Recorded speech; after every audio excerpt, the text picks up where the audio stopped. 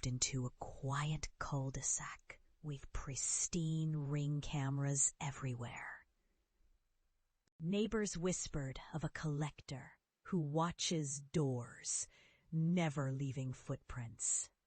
One night, my doorbell pinged with a stranger's face I hadn't invited. His clips bloomed across every porch, weaving my routine into a silent gallery.